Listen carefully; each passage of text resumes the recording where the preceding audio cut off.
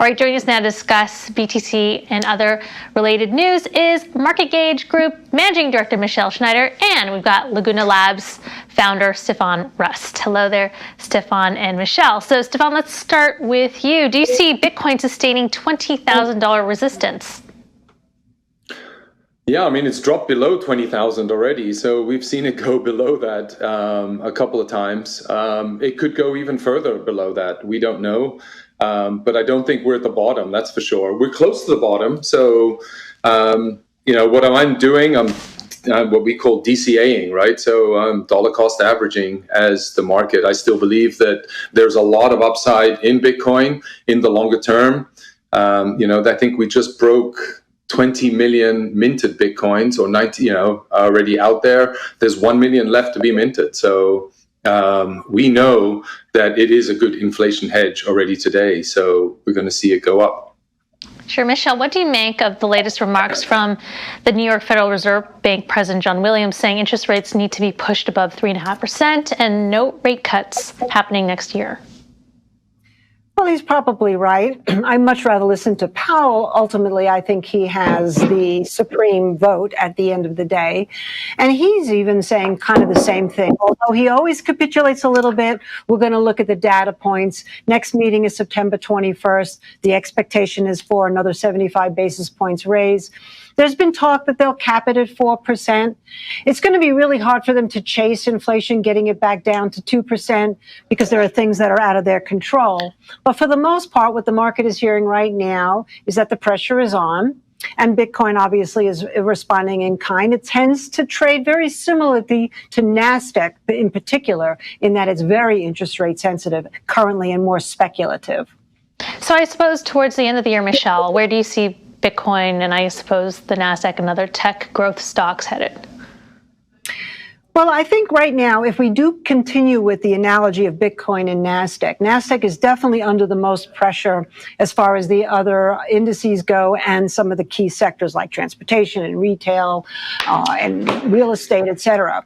But I really do believe, and I feel like I'm a minority here in this belief, although I was kind of encouraged to hear what Stefan said, is that we are a range-bound market. So those June lows that we made, even though the rally was more robust based on some hope of a pivot, it still doesn't necessarily mean that if we break those lows, we're going to go down much harder. And there's a really good chance that we actually maintain those lows as well. So I think if we maintain those lows, I think we're really going sideways. And if we just look out at the next couple months, clearly Bitcoin and most of the cryptocurrencies in September are probably good to avoid unless something really odd happens. And then we can reevaluate from there.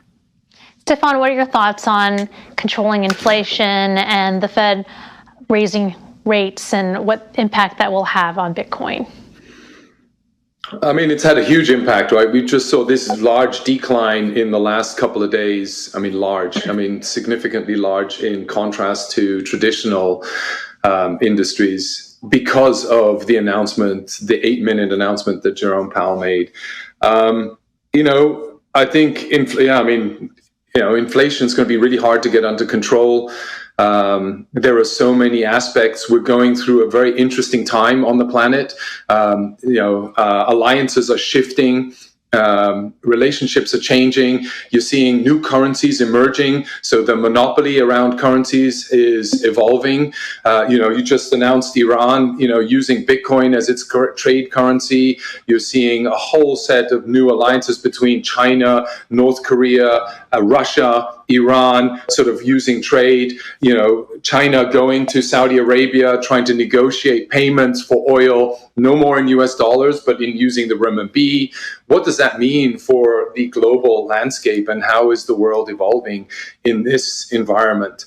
But I think in the long term, crypto and Web3 and crypto assets are really interesting asset class. Why? Because you see today that despite having this, crypto contagion that we've had, despite the, crash of Terra Luna, Celsius, BlockFi issues, Voyager, etc., the community that is building in the DeFi world, in crypto land, are super engaged, hyper positive. We've all got lots of wounds and scars to tell and stories to tell, funds and monies lost. But actually, we just had Korea Blockchain Week, the home of Terra Luna. And what was the momentum there? There was a huge positive attitude. We're back building again and growing and trying to create new decentralized financial opportunities where everybody can participate, and driving inclusion where youths and younger participants, maybe disenfranchised individuals, people struck in countries or growing up in countries where they are struggling with super high inflation, super corrupt governments, all can now participate in a more regulated, governed, decentralized model. And so that is, I think, where a lot of the excitement is, and the longer term vision of where crypto assets can evolve towards and appreciate, because the utility associated will grow. You know, I just want to pick out one of those elements in there, and that Bitcoin is reportedly being used by Iran to evade sanctions. Michelle, is that bullish or bearish for Bitcoin? Well, again, I think there's two ways you have to look at the digital space. It is definitely the future, no doubt about it. And in fact, everything will change. And I think we'll finally start to see a whole new world in terms of growth based on the digital age. But looking at everything right now, we're not there. We're not even close at this point. Maybe we're looking 3-5 years out or longer. So answering your question with Iran, I would say initially, it's a factor that helps in terms of the future. But for right now, it really plays into all of the geopolitical concerns that were just pointed out. Not to mention, there could be a part of a problem with the whole cryptocurrency space. And I'm not really knowing for a fact, but it just seems to me weather problems from floods to droughts, considering this is a mined instrument, I don't know at what point that has impact. We haven't heard anything about that, or at least I haven't yet. But just speculating that it could happen, you know, is something that certainly I'm keeping eyes on. So yeah, I think for the short term, it might be slightly bearish, or at least, like I said, not necessarily bullish. Longer term, this mass adoption that will happen over the course of years, totally bullish.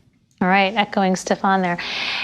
So September is seasonally, it tends to be a profit-taking month. So taking a look at September, Stefan, what is your outlook with the Fed, as well as we have the merge and Ethereum coming out? And there's been some talk that perhaps some creditors may get some Bitcoin back from Mt. Gox. With this whole mix, what do you see happening in September? So I think the Mt. Gox creditors are going to be happy. They're going to get something back that is way more worth than what they left behind. What are they going to do with that? That's the big question. I think the interesting part, though, is the merge. That's creating a lot of opportunity. It's going to allow for better efficiency in the network. And ecologically, it's going to be friendlier, which is what it is. Whether that is true or not is debatable. But it's moving from a proof of work to proof of stake. So it's going to be an interesting time, and I think that's a lot of excitement in terms of how a whole chain with the amount of momentum that Ethereum has managed to evolve, continuously innovate, and build a whole new system on top whilst operating the existing system. And that, to me, is something that I think is not really appreciated enough, that the complexity, it's basically saying the whole of Wall Street will replace that and create a whole new system, and then throw away the old system and just put all the funds that have been created on the old system onto this new system that we created, and create whole new policies and frameworks and approval processes associated with that. That's the magnitude of this. Ultimately, it's not quadrillion size. It's still only a couple of hundred, maybe even a trillion, just shy of a trillion, if you look at that whole ecosystem. But that is, to me, a significant improvement and proof that The drive for innovation is really strong in the blockchain world. And that is interesting.